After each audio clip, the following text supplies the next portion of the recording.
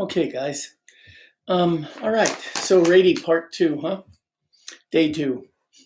Um, so let's begin by looking at our first two terms because this is not even factored yet.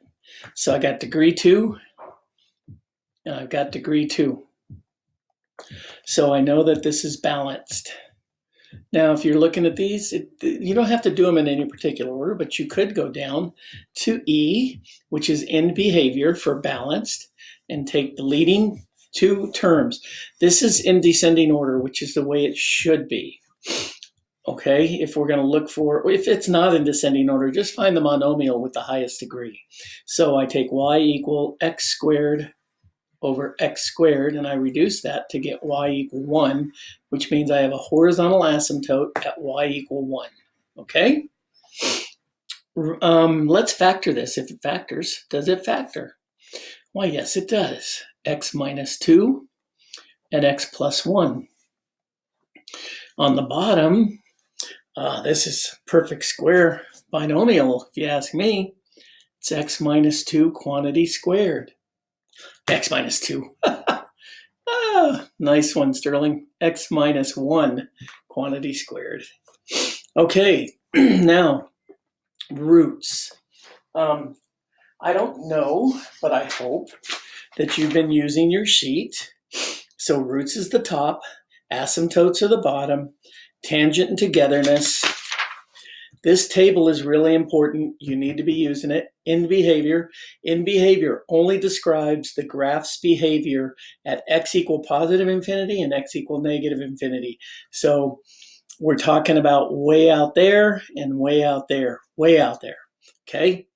When it's balanced, we have a horizontal asymptote that is equal to the coefficients of the two highest terms. Okay. If it's top heavy, then we're going to have an oblique asymptote. I like to call them slant asymptotes. I think it makes more sense to you guys. I abbreviate them SAs for slant asymptotes. Oblique. What it just means is it's not a horizontal asymptote and it's not a vertical. It's slanted. And then y-intercept is the easiest thing of all. Don't forget, we also have to be on the lookout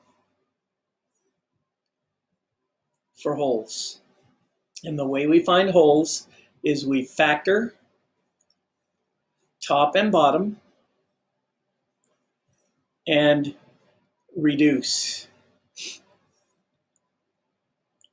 if possible. Any factors that cancel out are holes. Okay? All right. Let's get started. So, roots. Okay? When y is equal to 0. Okay, so roots. This is the top. So I'm going to have x plus 1 equals 0, so x equal negative 1, which means negative 1, 0 is a root. I'm going to have x minus 2 equals 0, so x equal 2, which means 2 comma 0 is a root. So I have two roots, one at negative 1 and one at 0. Okay, asymptote. This is where this is the bottom. Okay, this is the bottom, and it's where the denominator is not defined. That would mean our domain is not defined. So I take x minus 1, and I set it equal to 0, and x equal 1 is a vertical asymptote. Okay? So at x equal 1, I have a VA. Are there any special squared terms? Yes. At x equal, well, yes, and it's on the bottom. So if it's on the bottom, then it's togetherness. Okay? This to me is one of the best things about this whole RATEY stuff right here. So what we do is we say x minus 1 equals 0, so x equal 1. We take the squared term and set it equal to 0. So now we know that it is going to be together at x equal 1. Okay? Last thing, and then we'll go back and use our information and graph. Usually when I'm moving along like this, like I marked those two, I would have already graphed my horizontal asymptote and my vertical asymptote, and then I would have made note of that. But I'll come back and do it. And then moving forward, I'll do it the way I normally do it. So here, what I like when they're in standard form is if I put a 0 in all these x's, all of those are zeros. So I just end up with y equals -2/1 or -2. So we have a y-intercept at 0, -2. And that just told me a whole lot. It's going to tell me a whole lot more once I get my vertical asymptote graphed and my horizontal asymptote graphed. So let me grab my ruler and go to x equal 1. Grab my orange, because I've been using orange for horizontals for you. And I'm just going to go like so, straight across. Now this is y equals 1. Now for my vertical. My vertical was at x equal 1. So I'm going to go to x equal 1, which is right here. And I'm just going to make a vertical line.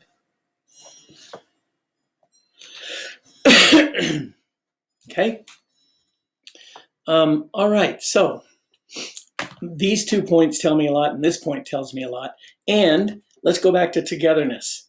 When I find togetherness at x equal 1, then what I do is I put 2 little arrows down here, and I put 2 little arrows up here, because what it tells me is as we go up, up, up, they're either running together, or down, down, down, they're running together, but they're either up here or they're down here. It's going to be one place or the other, okay? Well, these 3 points tell me a whole lot. They tell me that, nope, not going to be those. So what I know is this thing is going through like so, and I know that it's going to chase the asymptote. So this graph is getting closer and closer and closer to this line. If you put these on Desmos, it's going to look like they're the same line really fast, okay? They never really get on top of each other because they can't, theoretically, but they get really close. So this guy comes up and passes through this x-intercept and then chases. Now, what you wouldn't know, and you'd have to throw a number in, I think I threw 6 in, and I got a number that was above 1, which means that this actually crosses this asymptote and then chases. Okay, and I wanted to talk about this because a horizontal asymptote can be crossed. It's not a domain restriction. All it tells us is what value the function is approaching at infinity. So if I put in x equal 1 million, it's going to be super, super close to 1. If I put in x equal 10 million, it's even closer. If I put in 100 million, it's so close, it's in practical sense, the practical sense, it is 1. But it's always going to be some minuscule piece short of 1. Okay? I would come back and erase these 2 off because I didn't need them. These were the ones I needed. That helped me do this graph. My graph looks like this. Hopefully you are checking your answers on Desmos. You can check your answers on Desmos. That's what I want you to do. Okay, bottom graph. Okay, so let's take a look at this one. Degree equals 1. Degree here equals 2. It's bottom heavy. What was bottom heavy? Do you remember? Well, if you don't, I want you to go back to your chart. Balanced is the one that we will always set up the leading coefficients. Top heavy, we're going to learn about today. Bottom heavy means that y equals 0 is always, always, always, always bottom heavy horizontal asymptote. Okay? So, I know that the x-axis is a horizontal asymptote now. So I can take my ruler and I can go like so. I can go like so. And if it makes you feel better, throw some orange along here so you know that's an asymptote. If you put one of these graphs below the horizontal asymptote when it's supposed to be above, I'm not going to get excited. If I really was worried about it, I'd tell you to test points. All right, so moving along. Right now we know that it's bottom heavy, and that means y equals 0, horizontal asymptote. Okay, so let's check for roots. which is the top. Set 2x equal to 0. That means x equals 0 is the solution. That means 0, 0 is a root. Bada bing, bada boom. Put a dot right there. Asymptotes. I need to factor. Okay? We need to factor this. If it factors. Does it? It does. X minus 6 and x plus 2. I get negative 6x and plus 2x, negative 4. Yep, that's it.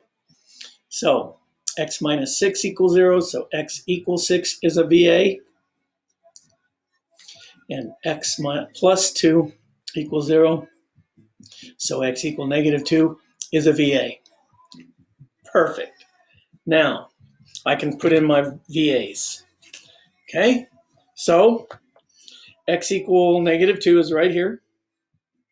I'm going to sketch that guy in real fast. All right. And x equals 6, way over here. Okay, so we have a three-part graph here. Okay? So there's no symmetry test. If you read the book, there's talk about symmetry test. I'm not going to get excited. I forgot to label this as x equal 1. So I want to go back and label that because I try to label all my graphs, and I would like you to as well. This is x equal negative 2, and this is x equal 6. All right.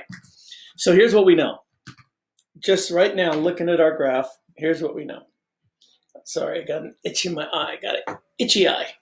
So I know that this graph is either going to go through this way, through that root, or it's going to go through this way, which means it's either going to be up here chasing and down here chasing, or it's going to be up here chasing and down here. Okay, so it's going to, if you follow my finger, it's going to go like this, or it's going to come up, go through, and go over there. We don't know yet. We're going to find out. Okay? Are there any special squared terms? No, none. Okay? None.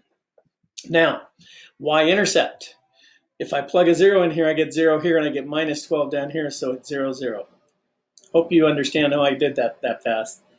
But I'm trying to pick it up a little bit because I got more examples to do with you. So, at this point, there's no togetherness, so we're not going to have something like that. We can't have that.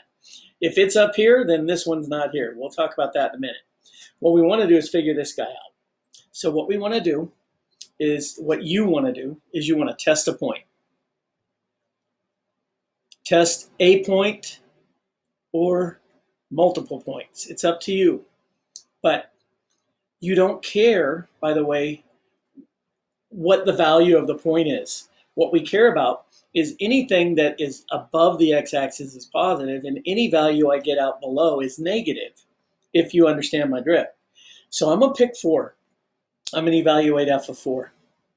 And watch this. If I throw in 4, I know that's going to be positive, but it's going to be 8, but it's going to be positive. I really care about the sign. If I throw in 4 down here, what do I get? I get 16. I get minus 16, minus 12, which is negative because these two take each other out. So I got a positive over a negative. So f of 4, what we get is 8 over negative 12, positive 8 over negative 12, or negative 3/4, right? Something like that. 3/4. Negative 2/3. Gosh. 4 goes into 8 twice and goes into 12 3 times. I don't care about the number. I care about the sign because I'm not making you plot a whole bunch of points. I'm making you plot specific points, roots, tangents, y-intercepts, that sort of thing. So what I know is that it's down here. It also happens to be very, very close to the x-axis. So here's what's happening with this graph. It's coming through and hugging the x-axis. And I don't care how you really do it, but it's going to turn and it's going to chase the asymptote. This graph has to chase the asymptote. It can't cross here. There's only one place for it to go, and that's down. So this one's going to shoot up and chase here. Okay? Now, here's something I want you to know and think about. I want you to pick up on this right now. The graph cannot be right here where the x is because there's no togetherness. Okay? It can't be there. And the graph cannot be right here because there's no togetherness. It can't be here.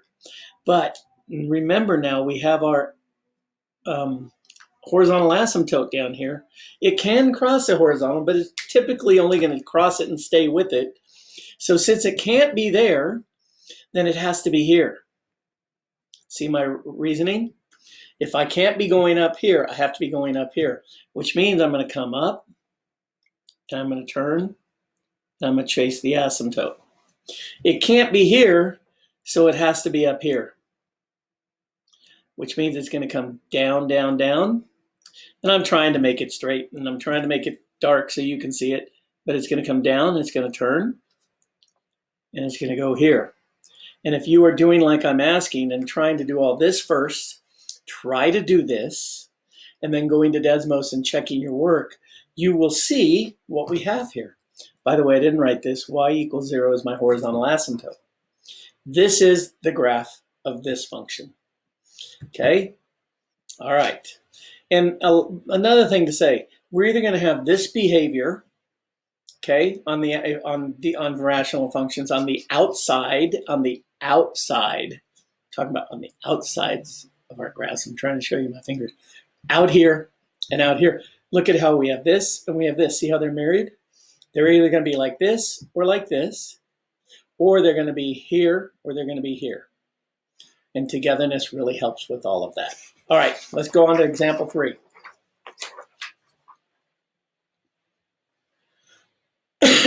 All right, example 3. Okay, what's our degree of the top? Degree of the top equals 2. Degree of the bottom equals 2, so it's balanced. Okay, perfect, balanced. That means we're going to end up working with these two right here. But before we get started with that, let's take a look at factoring the bottom. I get x times 3x, it's not 3x, x times x minus 3 on the bottom, because x times x is x squared, x times, yeah. And that, I'm going to move this degree 2 over here to the other side. So I wrote it right where I want to work, degree 2, okay? And that's over, I'm going to write it like this, 3 times x. Here's why. That x takes out that x. So what do we end up with? We end up with 3x over x minus 3. And I don't know if you all are thinking about this right now, but what did we just do? We just canceled out a term from the top and the bottom. So we have a hole where? We have a hole at x equals 0. So 0, 0 is a hole. Okay? Right now, I'm just going to put a great big open circle right there so I don't forget about it. Roots. Okay, roots, 3x equals 0, so x equals 0. Nope, it's a hole. So even though it says our root is x equals 0, it's not. We have a hole at 0, 0, okay? Asymptote. Asymptote, we set x minus 3 equal to 0. We solve it and we get x equal 3. We have a vertical asymptote at x equal 3. So at x equal 3, which is right there, I'm going to make a vertical line. Just trying to make sure I make it pretty accurate for you before I draw it in. So that's x equal 3. Now I got my VA on there. Okay. Are there any special squared? Nope, none. So those are rare, not necessarily rare, but for the most part, pretty much rare.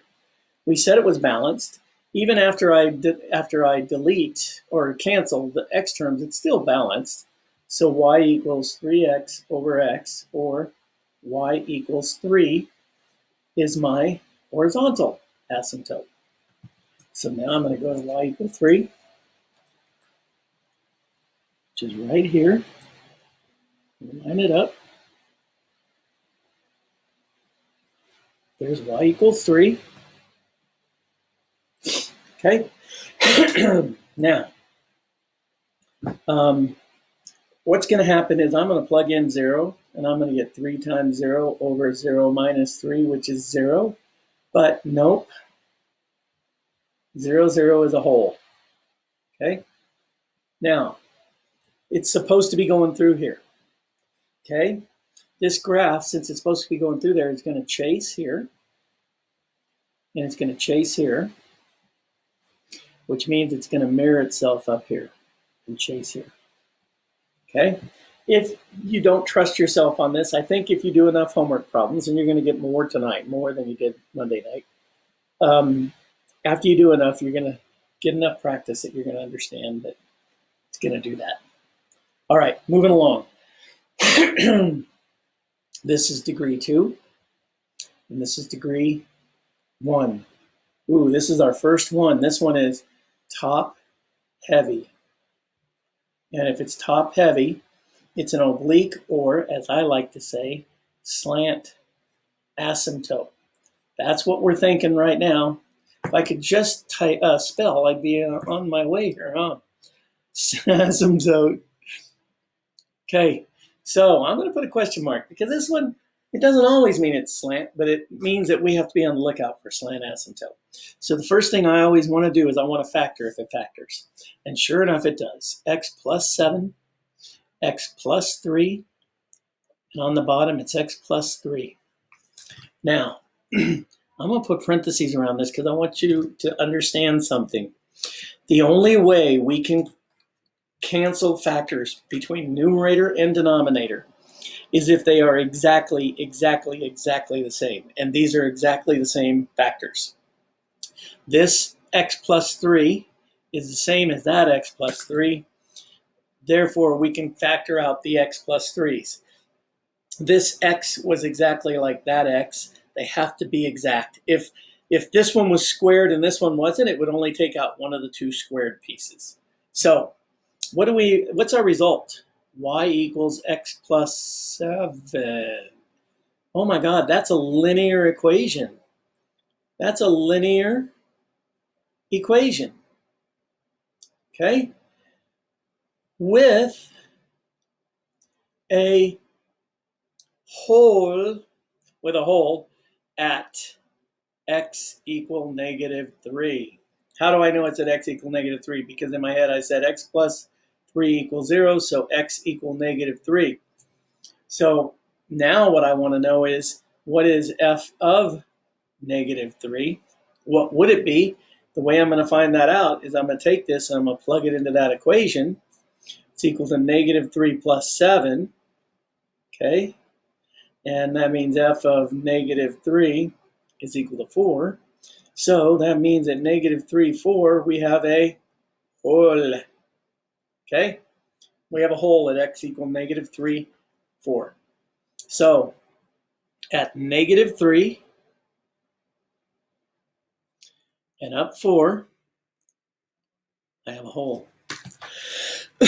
By the way, this is a hole at 0, 0. Now this is going to be a hole at negative 3, 4.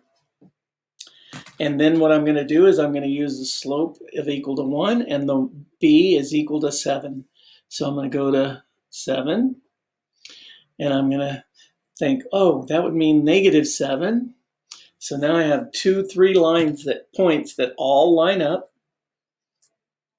I'm just going to take my ruler, handy dandy ruler, and lay it down and line up the lines. And they should line up. That should not be a problem, right? Okay. I'm going to draw my line to my hole and then through. Okay, so this one did not have a slant asymptote because it was a linear function in disguise with a hole. What it means is the domain, by the way, just for the record, domain would be negative infinity, excuse me, to negative 3, not included, negative 3 to infinity. Okay, and negative 3 is not included. Range is all real numbers. All right, 2 more examples to go. And I know we've taken a while here today, but these last 2 examples are really important because they do have, I'm just going to tell you, that these do have slant asymptotes. And I really don't want to crush your spirits. Please don't turn the video off. But you're going to have to use long division. You can use synthetic. I used to always teach synthetic, but synthetic doesn't always work. It just, some cases, it kind of gets messed up. So, oh, you know what I didn't say in the last example was I didn't point out in our last example that when we have this case occur, when we have the case occur where we have these 2 guys, this turn into a line, we don't need RATEY. RATEY's not needed. It's just a linear function with a hole. All right, so let's move.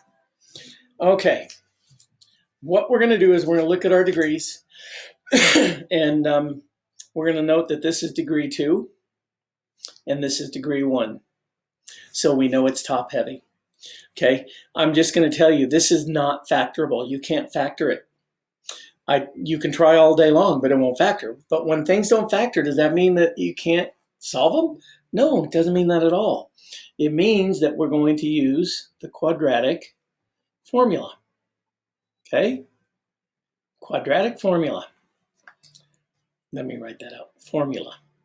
Okay, and when you do that, you're going to get x is equal to minus 2 plus or minus the square root of 10 all over 3, which means these are real roots, probably, well, irrational, but they're going to cross, it's going to cross the x-axis.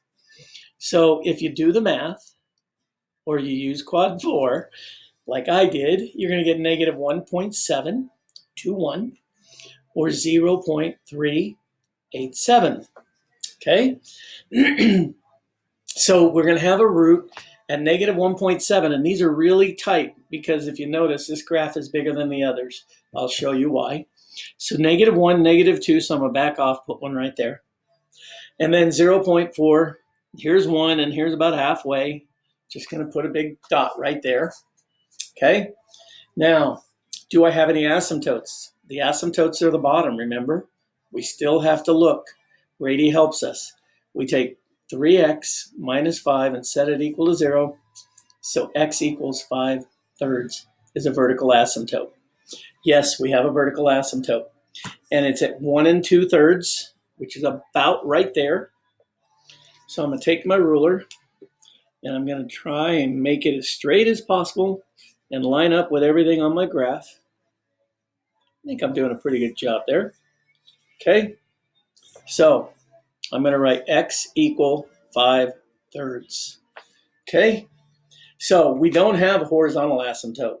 E is only for in behavior, but it doesn't mean that it has to be a horizontal asymptote. It can be a slant asymptote because slant asymptotes also describe in behavior. I skipped though, didn't I? Tangent and togetherness. We have none. There is none here. Okay, no special squared terms. But what we're going to have is a slant asymptote. Okay, we're going to have a slant asymptote. And what we're going to do is we're going to perform long division. So I'm going to walk you through long division. To do long division, you take the denominator, 3x minus 5, and you divide it into 6x squared plus 8x minus 4. Now, when I teach long division, I just say, you look at the 3x, and I don't care about the x right now, but you look in the 3, and you ask yourself, how many times does it go into the 6? 3 goes into 6 2 times.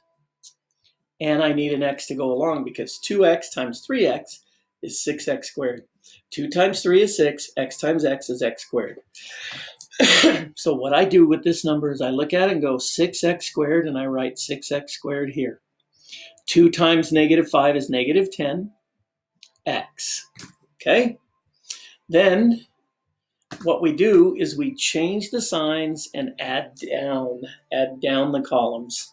Well, if we did it right, then this disappears. That's what we want.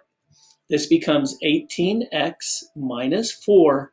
You just carry this down, just like if you were doing it in middle school again, or elementary, wherever you did long division last. Now you ask yourself, how many times 3 go into 18? 3 goes into 18 6 times, Mr. Sterling. So we're going to write plus 6. Okay, now I take that 6 and I multiply it times that 3, and I get 18x. Then I take that 6 times that negative 5, and I get minus 30. Subtract and add. This goes away. This is 26. That is my remainder. I don't care about the remainder. What I'm fishing for in this whole thing is this. So my slant asymptote is y equals 2x plus 6. So I'm going to go up to 6, and I'm going to make a dot. Count down 2 and left 1. Count down 2 and left 1. Count down 2 and left 1. I'm going to call that good. Then I'm going to take my ruler and draw in my slant asymptote. Okay?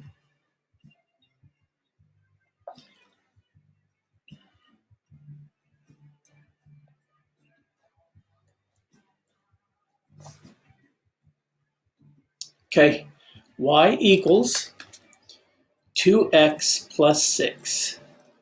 All right? Now, one more thing to do. Check for a y-intercept. If I plug in 0, 0, and 0, I'm going to get negative 4/5. Negative 4 over negative 5. Negative 4 over negative 5 is y equals 4/5, which means I have a y-intercept at 0 4/5, almost 1. So it's going to be right there. And if you take a look, these 3 points, our graph is going to come through here, through the y-intercept and through the other x-intercept and go that way. And then it's going to chase down. Boy, that's terrible. You don't want to go in. You want to go towards the asymptote. Now, here's what I'm going to tell you. When you have a graph with a vertical and a slant, when you have this piece here, it's going to be mirrored up here. And I'm not I don't get carried away with specific points.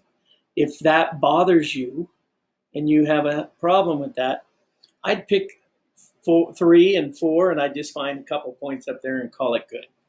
But that's your graph. That's it. If you put it on Desmos, that's what you're going to get. Last example, and we'll be done. Okay, so you can look at this. Degree 2 and degree 1, it's top heavy. Okay, you can try to factor this all day long, not factorable. Okay, so what that means is we're going to use the quadratic formula.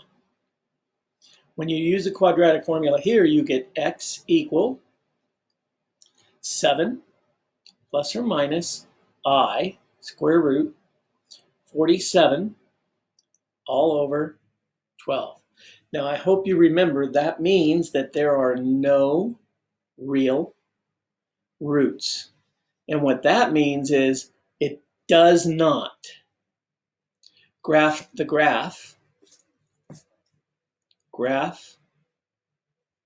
does not cross x axes. Okay? That's what this means because of the imaginary. Okay? So if you remember back to last year in Algebra 2, you can have real roots, you can have imaginary roots, you can have no, you can have real roots and imaginary roots. All right, we're almost done. Do I have any asymptotes though? I got to look at the bottom. 2x plus 1 equals 0, so x equals negative 1/2. I do have an asymptote, a vertical asymptote at x equal 1/2. Well, here's -2 and here's -1, so here's -1/2 right there, right? Okay, so -1/2. How did I get -1/2? I subtracted 1 and divided by 2. So 0, 2, 4, 6. So 1, there's -1/2 right there. So I'm going to make my graph on that line, my asymptote. Okay, I'm pretty happy with that. Okay, so x equal -1/2. That is my asymptote. Okay, there are no special squared terms, none. It's going to be an SA, so I'm going to use long division. You know, if you want to try synthetic, go for it. But if I'm using synthetic and I have a fraction, I just kind of leave it alone. But you don't have to. Long division isn't hard to me, so I don't mind it. 2x plus 1, 6x squared minus 7x plus 4. And the first thing I'm going to ask myself is 2 goes into 6 3 times. And I need an x, because 3 times 2 is 6, and x times x is x squared. So I get 6x squared. 3 times 1 is 3, so I get a plus 3x. Draw my line, change my signs, add down. We change our signs and subtract. So what I'm doing is subtracting this polynomial from that, so that's why I change all the signs. So 6x take away 6x is 0. -7 take away -3 is -10x. Bring down the 4, because you would be subtracting 0. So 2 goes into -10 how many times? -5 times. -5 times 2, -10x. -5 times 1, -5. Subtract the bottom polynomial from the top by changing signs. I get 0, and I get remainder 9, which I don't care about, okay? I don't care about the remainders, okay? If we were wanting to get our function back, we might care about it, but I don't care about it. So my equation is y equals 3x minus 5 for my slant asymptote. So now I can graph my slant asymptote. Y-intercept of -5, which is right here, okay? Now I have a slope of 3, so I'm going to count up 1, 2, 3, and over 1. Count up 1, 2, 3, and over 1. There's my slant asymptote right there. I will always plot 3 points with slope, because then when I lay my ruler down, if I don't see all 3 dots, then I made a mistake with my slope. If I only have 2 points and I make a mistake with my slope, I'll never see it. But if I have 3 dots and I make a mistake in my counting, I'll always see it. And then I won't have a mistake, won't have a problem. Okay? Now, we're almost there. What haven't we done? We haven't checked for a y-intercept.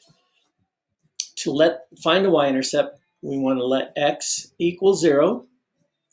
Okay? So when I plug in 0, 0, 0, I get, y equals 4 over 1. So 0, 4 is my y-intercept, which is way up here. Okay? This is not a point on the line. That was for my asymptote. Now, did we have any real roots? None. So that means that it is not going to touch. It's not going to touch the x-axis. But it is going to go through here. So what I do know, and I'm turning it so I can draw this, is that it's passing through the y-intercept there, but then it's chasing the asymptote. It's going to come down here somewhere, turn, and chase back up. Which means I just need to draw a little U in here for Mr. Sterling to make him happy, because I'm showing him that I know that they're reflected. And that's it. A little long today, but a lot to cover. Good luck with the homework. Do as much of it as you can before Thursday's tutor time, and then we'll go over it.